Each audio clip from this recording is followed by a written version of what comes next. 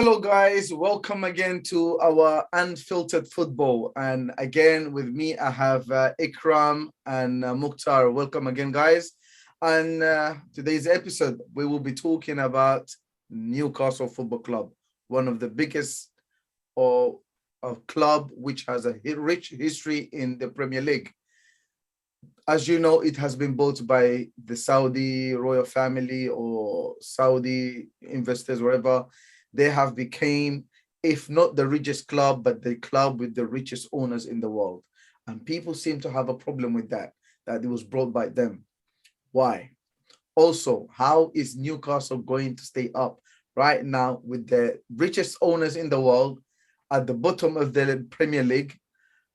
They'll have only one transfer window to save themselves. How are they going to do that? So let's hear all the unfiltered opinion from our fans. And Ikram, you first.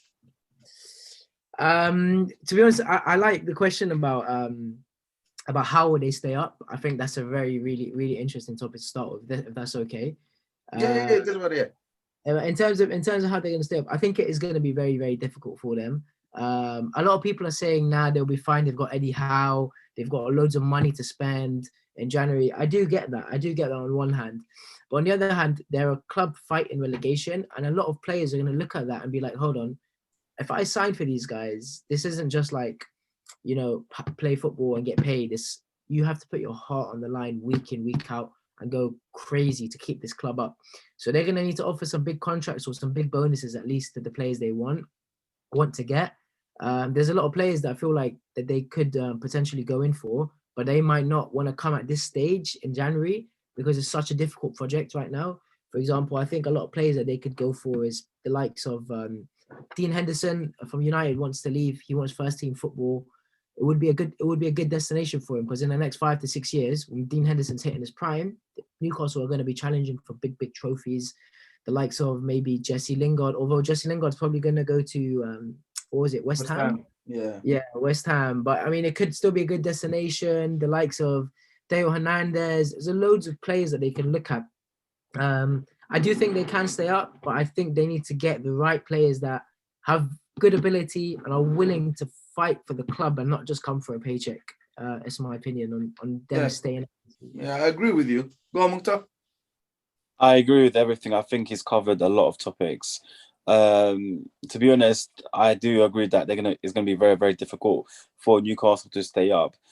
First and foremost, and secondly, just in comparison to PSG, this is in stats.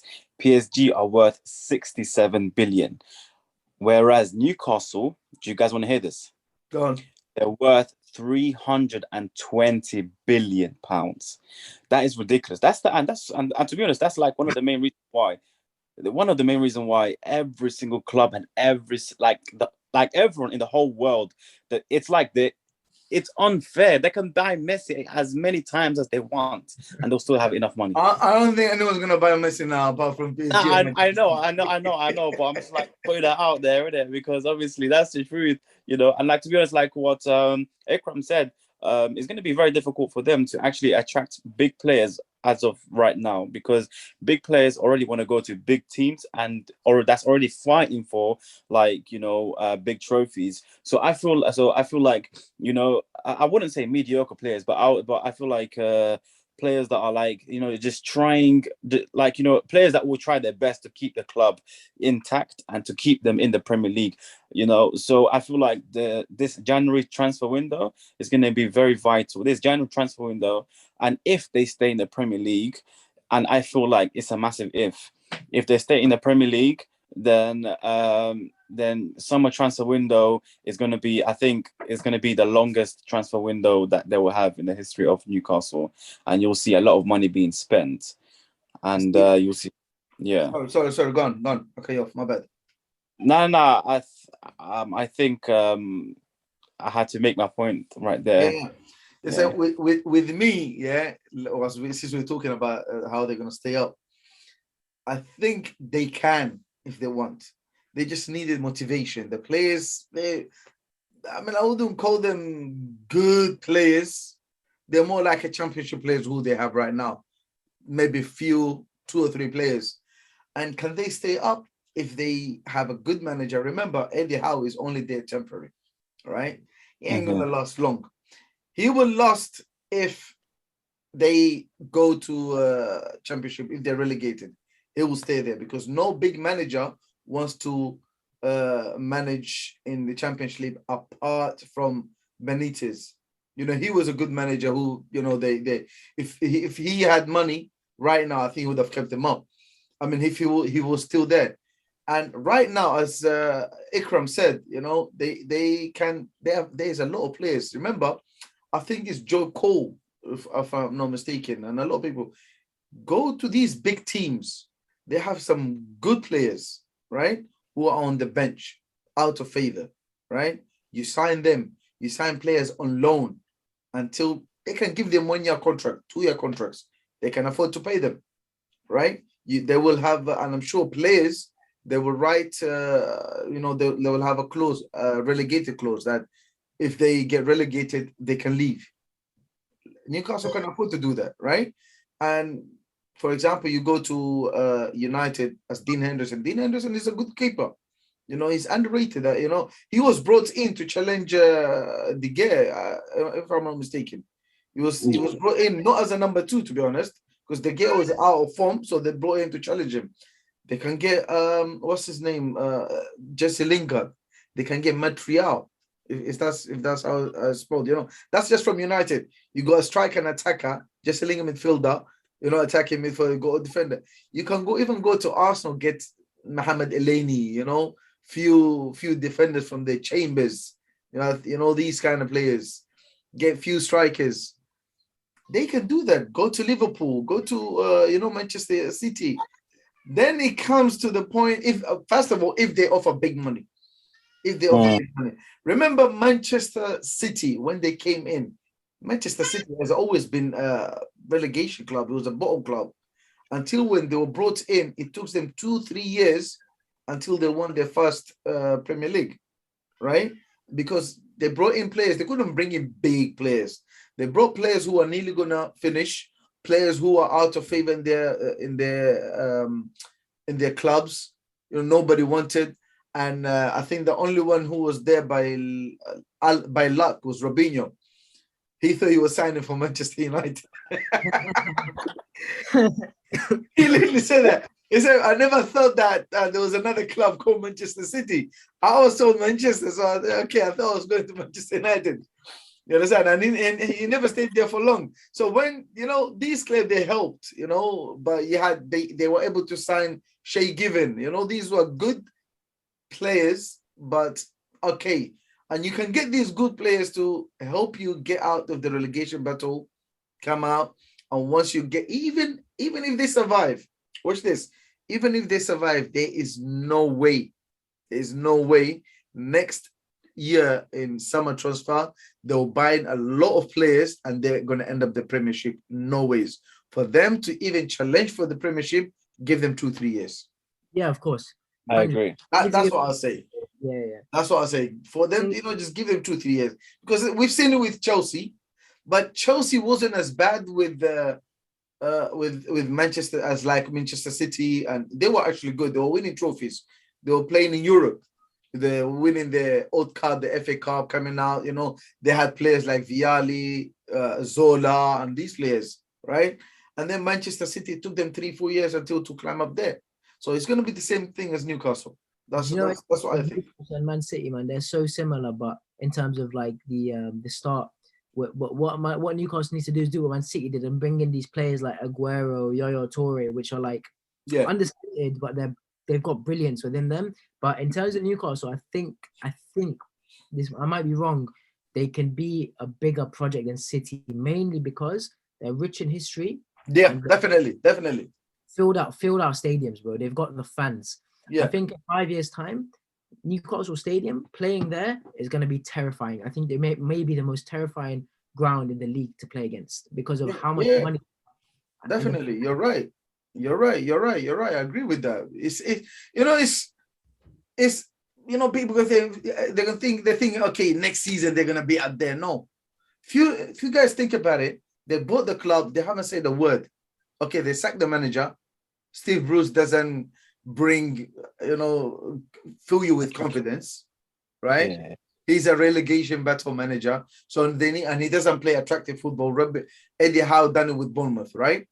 They played good football, kept them up for a few years. So they need that foundation a little bit. Then bring in some good players.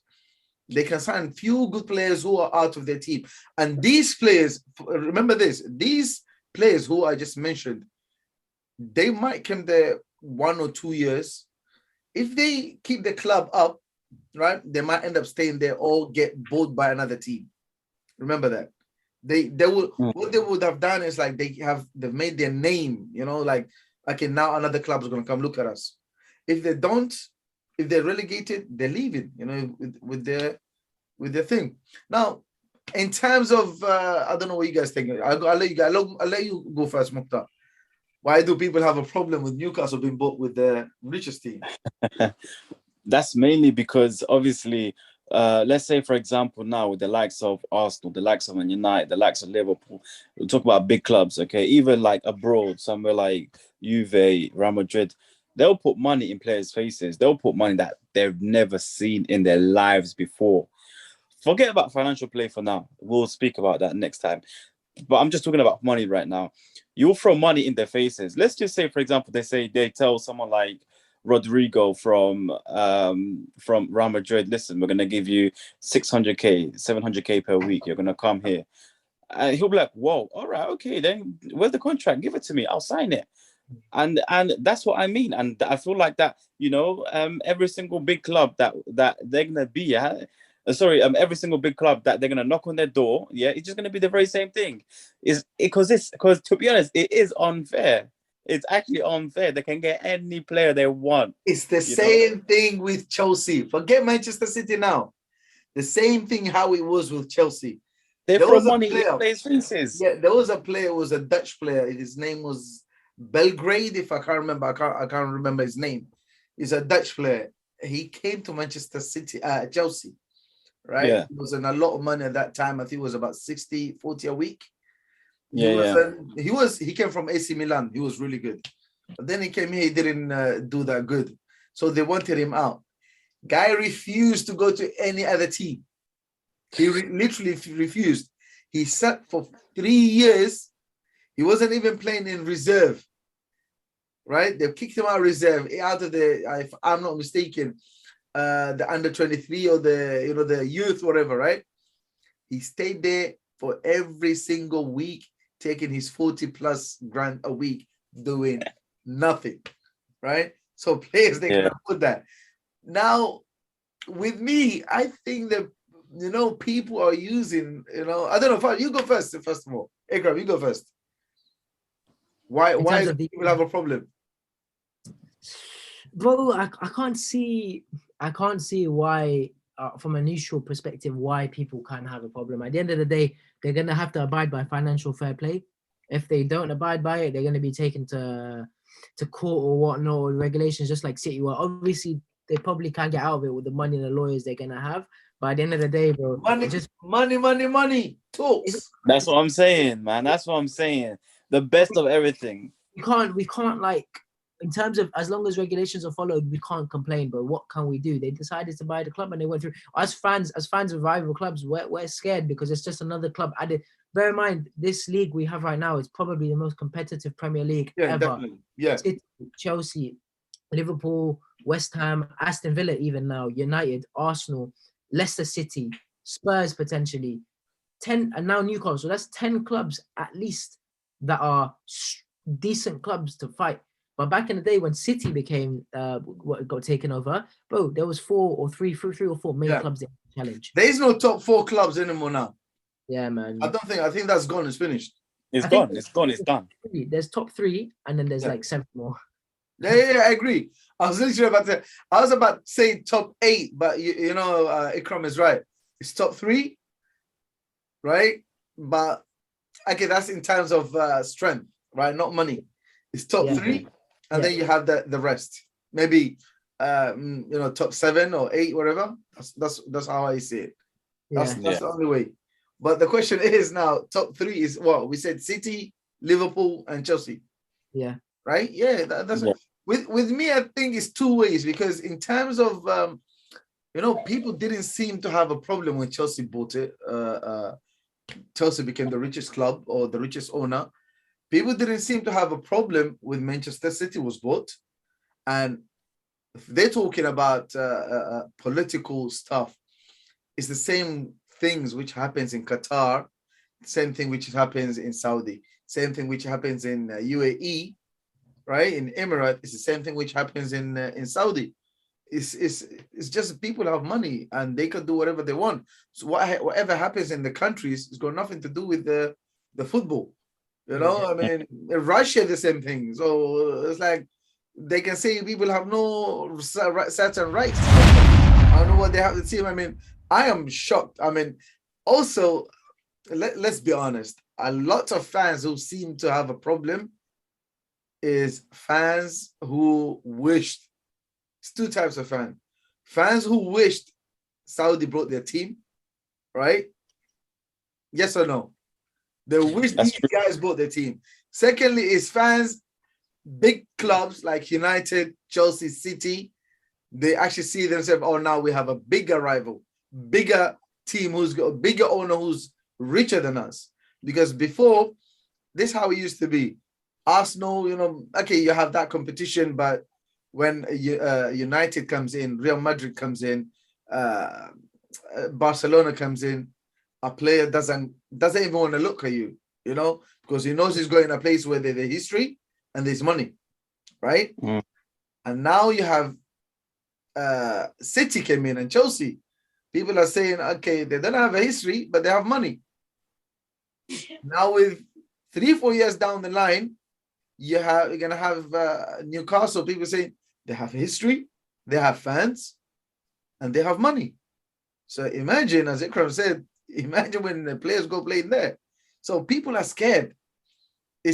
And to be honest, it's more like an invitation for other big countries, this Emirates, these billionaires to come in now. Football is finished, like to be owned by, like in Bayern Munich, it's not owned by rich people, like it's controlled by ex-players and people, fans and everything, right? And Real Madrid is owned by the royal family, but it's run differently. Barcelona is more like fans. They spend a lot of money. Now we've seen the fruits of it. They couldn't keep Messi, and look where they are now. Yeah. Right? It's everything is going down the drain. So yeah, that's what I think. It's more like jealousy. Would you think it's jealousy, or people are afraid, or both of them? I agree though with the thing about the countries. Like, it's kind of, this is our game, this is the fans' game, but it's kind of becoming a battle between countries. Yeah. Saudi Arabia, we've got the best football club. Then one day, we've got Americans owning Arsenal and United, and these don't even care about our teams. But look at Kroenke. Kroenke's, I think he's got a basketball team or something, or some sort of American. Baseball. It's got a basketball team, football team, hockey an NFL team, NFL team. His teams in America are doing amazing every season. He just doesn't care about us, and it's just kind of actually. Sorry to cut you off. When he bought them, they were not doing that good. They were really bad. So he took money from Arsenal and put it there. Yeah. So they have a business. So they know these guys. They've been running, but they have no idea about football. Yeah, exactly, right? Man. They literally have no idea. That's what it is. Yeah. Anyway, thank you so much again. And thank you to Ikram and Mukhtar. And until then, please subscribe to our channel. Follow us again on Unfiltered Football on Instagram, Unfiltered Football 1. And don't forget to share it with friends and family and forward it. Thank you again. Until next time, see you soon.